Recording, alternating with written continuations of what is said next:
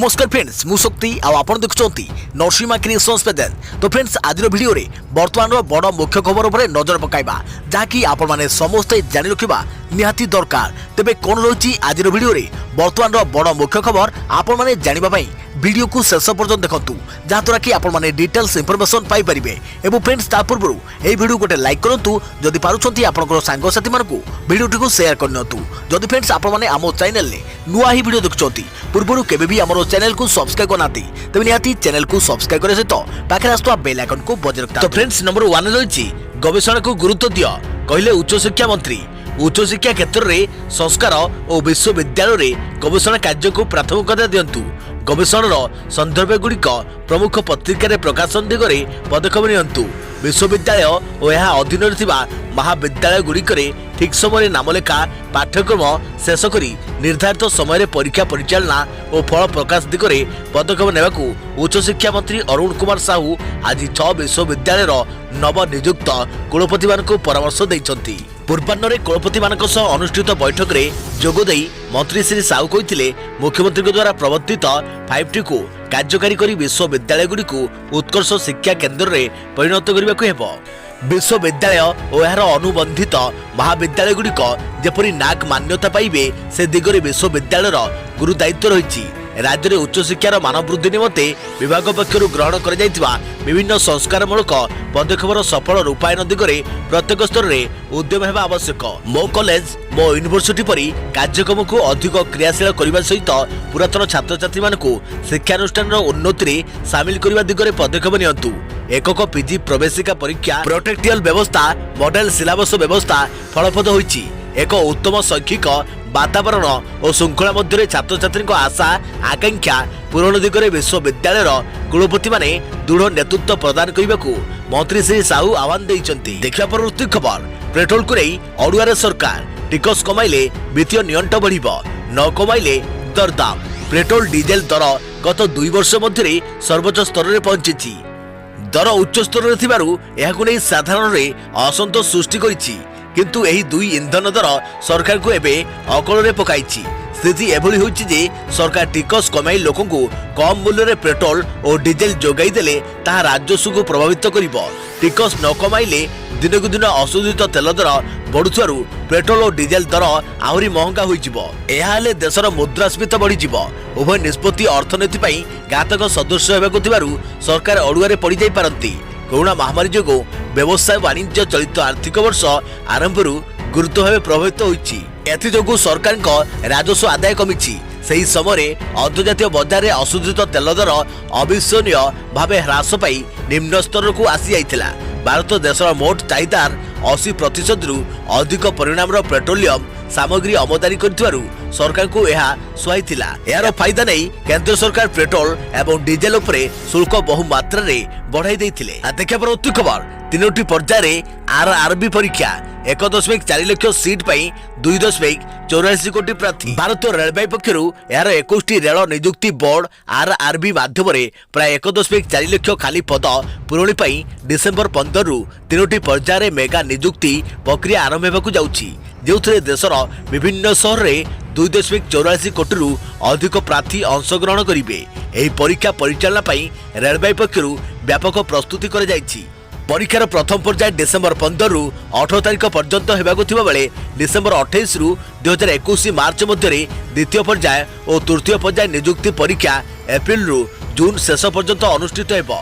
December 15 रु आरंभ होगाकू थिबा परीक्षा लगी प्रार्थी माने आरआरबी ऑफिशियल वेबसाइट रे प्रदत्त एक लिंक माध्यम रे सेमानक परीक्षा सहर तारीख और स्थानांतर विषय ईमेल एसएमएस माध्यम रे सूचना पाई परिबे।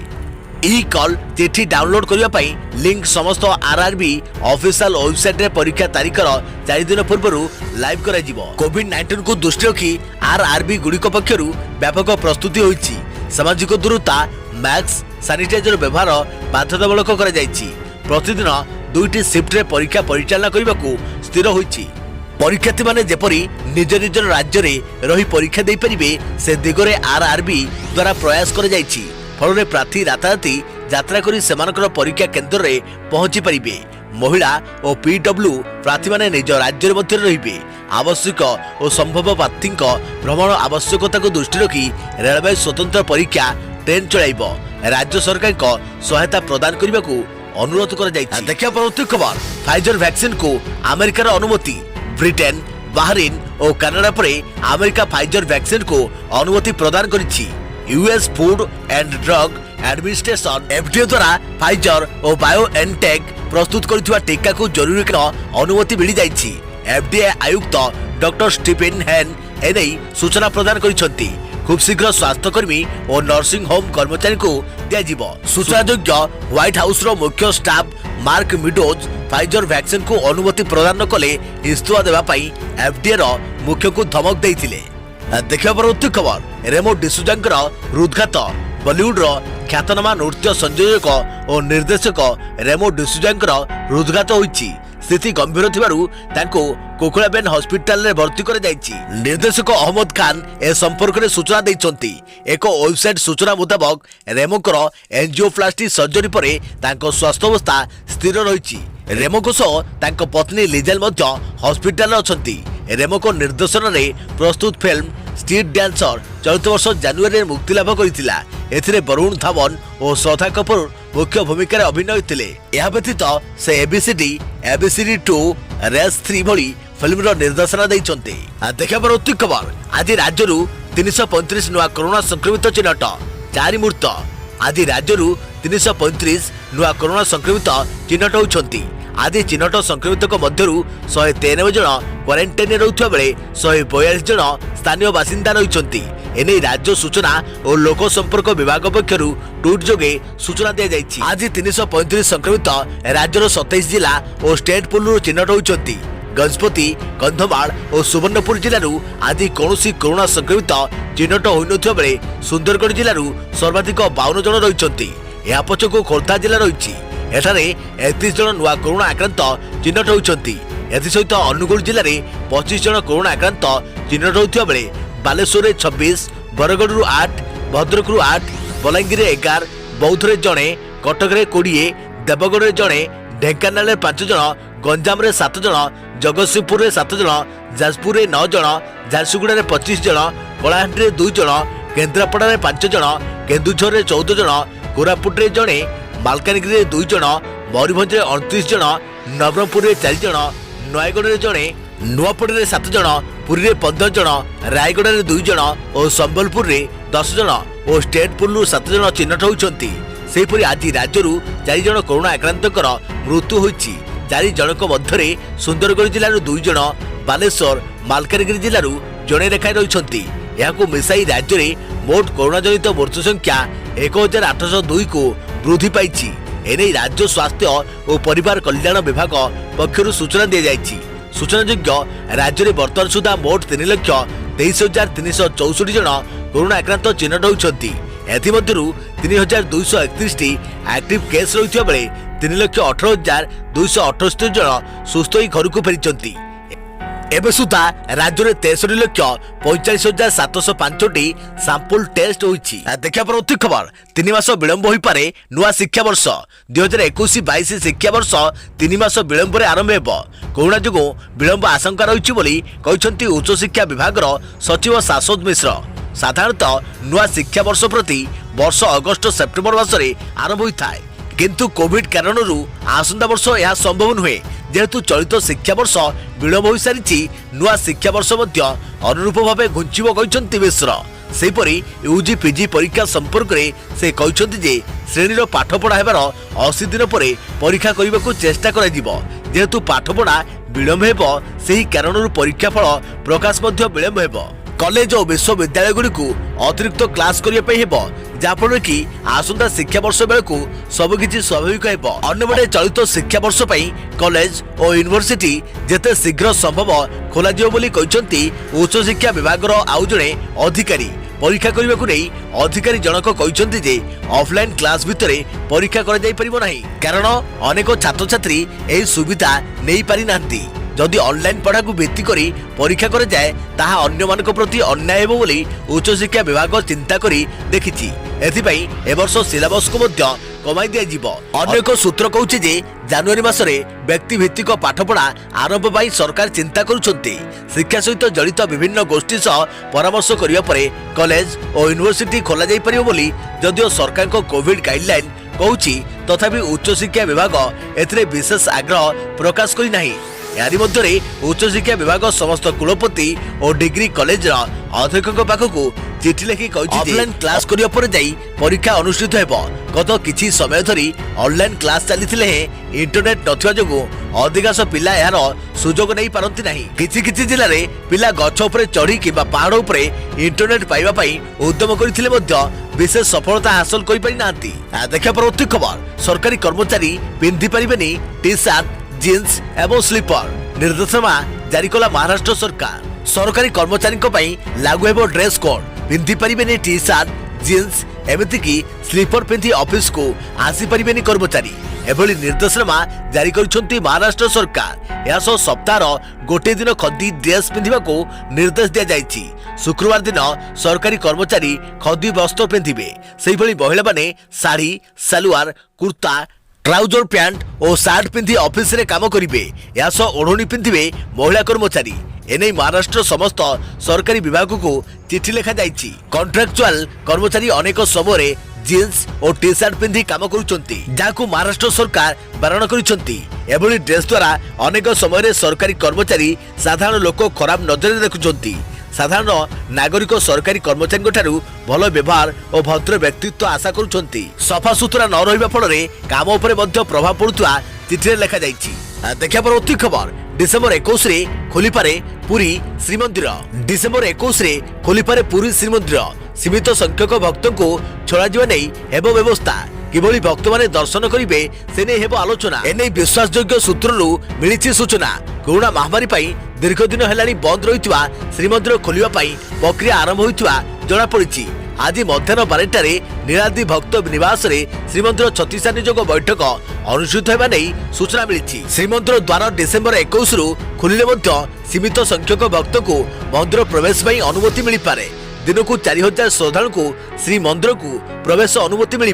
कोरोना पूर्व श्रीमंदिर को दिन को प्राय 40,000 भक्त प्रवेश करुवा बेले कोरोना वर्तमान 10% भक्त को मंदिर को छाड़ा नहीं निष्पत्ति हो पारे। यह चलित वर्ष 15 तारिख जनवरी 13 पर्यंत श्रीमंदिर में महाप्रभु को पहली भोग होगा बेले यह बैठक में यह नीति निघंट कर जनवरी 14 मकर संक्रांति पड़ुथिबारु तार नीति निघंट और सही मास 28 रे महाप्रभु को देवाभिषेक नीति निघंट प्रभृति आदिर बैठक में कर जना पड़ी। देखा परवर्ती खबर सकाळु सकाळु घन कुहुड़ी जाड़े थरुछि सोनपुर 10 डिग्री तले पारद।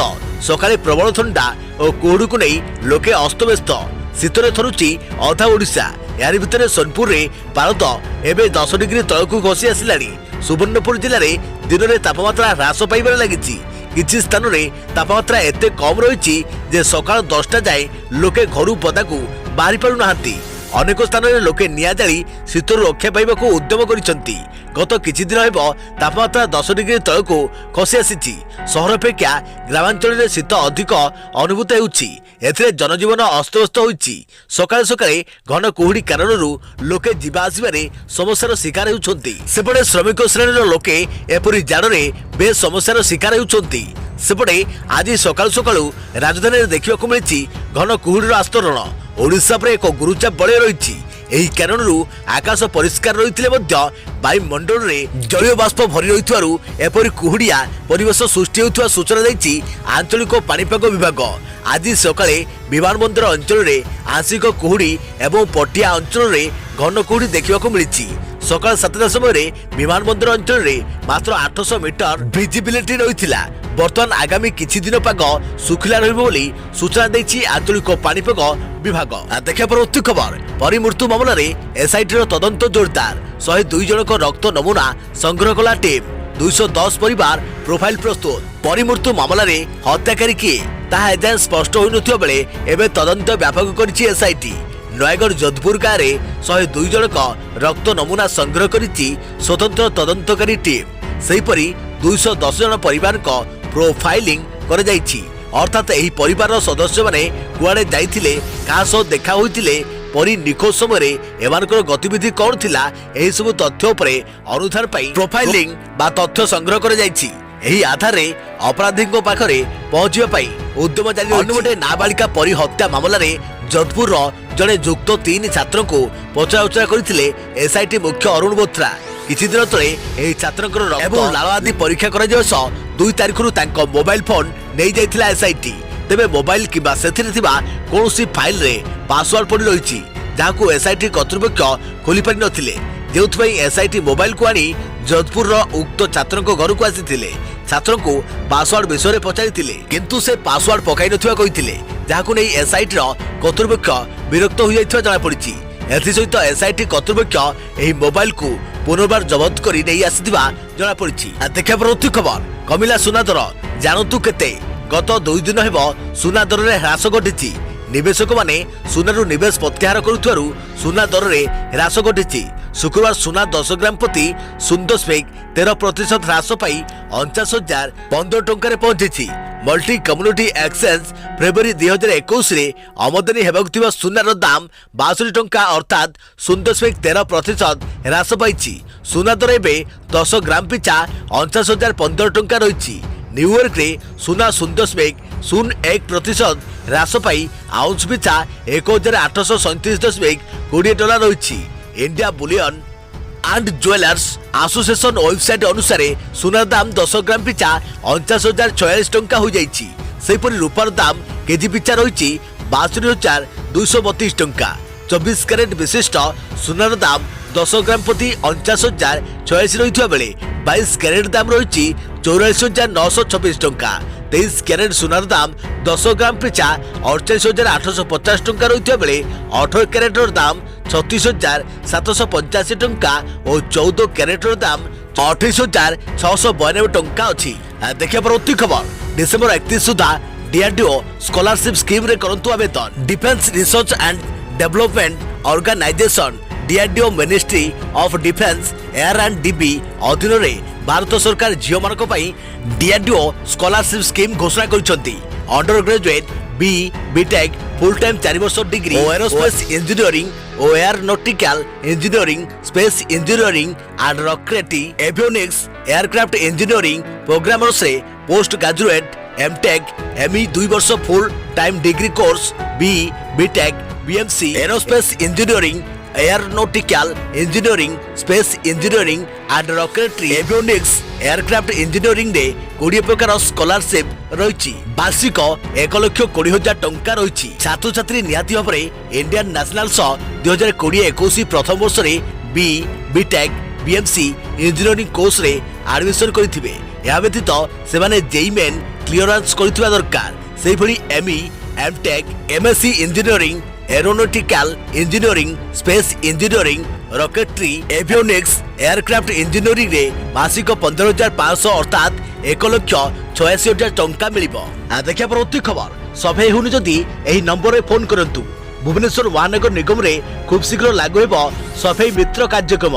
गत नवेम्बर 19 रु सारा देश में सफाई मित्र कार्यक्रम लोकार्पण होइतिला। एने भुवनेश्वर महानगर निगम कमिशनर प्रेमचंद चौधरी एक देयमुक्त 24 घंटिया फोन सेवा नंबर 14420 जारी करिसंती। तेबे एही फोन सेवा को देशर प्रथम करी भुवनेश्वर महानगर निगम लागू करिछि। शहर थिबा सेफ्टी टैंकी एवं स्टोरेज लाइन सुरक्षित सफाई को प्रोत्साहन करबा एवं सफाई संपर्कित समस्यार समाधान पाई नागरिक माने उक्त टोल फ्री नंबर रे जोगाजोग करबा पाई महानगर निगम पक्षरु निवेदन कर जायछि। विशेष करी बस्ती बासिंदा परिमल तथा मल परिचालन रे उन्नति आनिया पाई निगम द्वारा स्वतंत्र रियाती सेसपुल सेवा जोगाई दिया जाउछि बोली महानगर निगम पक्षरु कहा जायछि। एथि सहित एही टोल फ्री नंबर सह भुवनेश्वर महानगर निगम रो टोल फ्री नंबर 1800345006 सहित लिंक कर जायछि। देखिया परवर्ती खबर गणतंत्र दिवस प्यारेड रे शोभा पाइब अयोध्या राम मंदिर प्रतीक। केंद्र सरकार पक्षरु मेढ़ को मंजूरी।